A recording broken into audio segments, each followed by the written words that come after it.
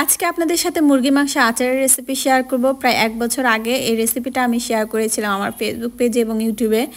আজকে আবারও আপনাদের সাথে শেয়ার করছি, যেহেতু ভিডিওটা অনেক নিচে চলে গিয়েছে। আজকে আবারও শেয়ার করছি। এখানে মুরগি মাংস আচার করার জন্য আমি 7 কেজি মুরগি নিয়েছিলাম, সেখান থেকে মাংসটুকু নিয়েছি প্রায় 2 কেজির মতো, 2 কেজি একটু বেশি। এই যে দেখতেই পাচ্ছেন আমি মাংসগুলো কিভাবে কেটে নিয়েছি।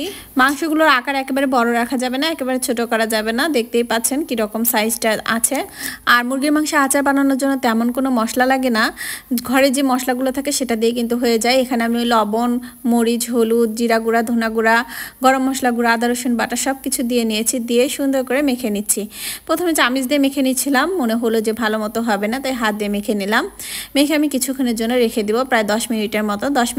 10 মিনিট পর আবার এটা একটু মেখে নিচ্ছি। আর এখন আমি মশলাটা তৈরি করে নিব। এখানে 5 ফোড়নের যে প্যাকেটটা পাওয়া যায় সেটা আমি নিয়ে নিয়েছি, এটা একটু ভেজে নিচ্ছি। আর শুকনা মরিচ ভেজে নিব, শুকনা মরিচটা ভেজে নিয়ে দিলেও ভালো হয়, আবার তেলের সাথে কেটে দিলেও হয়। এখন আমি কড়াই সরিষার তেলটা ঢেলে নিচ্ছি, তেলের মধ্যে আমি মাংসগুলো ভেজে নিব। এই আচারটা বানাতে এত কম সময় লাগে, আর খেতেও কিন্তু অনেক মজা। সারা বছর এই আচারটা রেখে খেতে পারবেন। মাংসগুলো অল্প আঁচে ভেজে নিতে হবে, লাল লাল করে। মাংসটা ভাজা হতে থাক, এদিকে আমি মশলাগুলো গুঁড়ো করে নিচ্ছি। আধা ভাঙা করে নিতে হবে, একেবারে গুঁড়া করা যাবে না। আধা ভাঙা করলে দাঁতের নিচে পড়লে ভালো লাগে আর কি, 5 ফোড়নের যে একটা ফ্লেভার সেটা সুন্দর আসে। এই যে আমার মাংসগুলো ভাজা হয়ে গিয়েছে এক ব্যাচ, আমি এখন এই মাংসগুলো উঠিয়ে নিচ্ছি। আরেক ব্যাচ উঠিয়ে দিব, যেহেতু মাংসটা বেশি একবারে দিলেও হতো, তাহলে মাংসটা বেশি সিদ্ধ হয়ে যেত কিংবা ছেড়ে যেত। এই জন্য আমি দুইবারে করে নিয়েছি। এই যে মাংসটা ভাজা হয়ে গিয়েছে, আমি এখন সরিষার তেল দিয়ে নিলাম বেশ খানিকটা, তারপরে রসুন দিয়ে নিয়েছি। আচারের ভিতরে রসুন দিলে কিন্তু এই রসুনগুলো খেতে অনেক মজা লাগে। যে কোনো মাংসের ভিতরে, মাংসের তরকারিতেও দেখবেন রসুন দিলে কিন্তু অনেক ভালো লাগে। তাই আচারের মধ্যে রসুনটা দেওয়ার অবশ্যই ট্রাই করবেন, রসুনটা স্কিপ করা যাবে না। এই যে দেখতেই পাচ্ছেন আমার তেলে ভেজে না কিন্তু হয়ে গিয়েছে, রসুন দিয়ে আরও কিছুক্ষণ ভেজে নিয়েছি। এখন কিন্তু মাংসগুলো লাল লাল হয়ে এসেছে। এই পর্যায়ে আমি মশলাগুলো দিয়ে নিলাম। মশলাগুলো দিয়ে আর বেশিক্ষণ রান্না করতে হবে না, 2-3 মিনিটের মতো কিন্তু রান্না করলে হয়ে যাবে।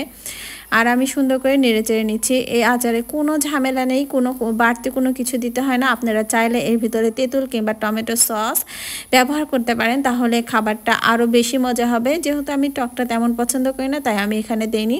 আচারের কালারটা দেখে আমার আবার খেতে ইচ্ছে করছে। যাই হোক, যখন মনে হবে তখন আবার খাবো। আর আমি এখন আচারটা বয়ামে উঠিয়ে নিচ্ছি।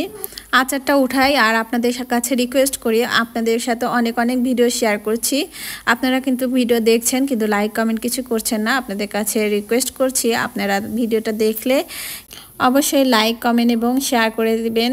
শেয়ার না করতে পারলে অবশ্যই লাইক কমেন্ট করবেন, যেন আমি আপনার পরিবারের সাথে যুক্ত হতে পারি, আপনার পরিবারে যেতে পারি।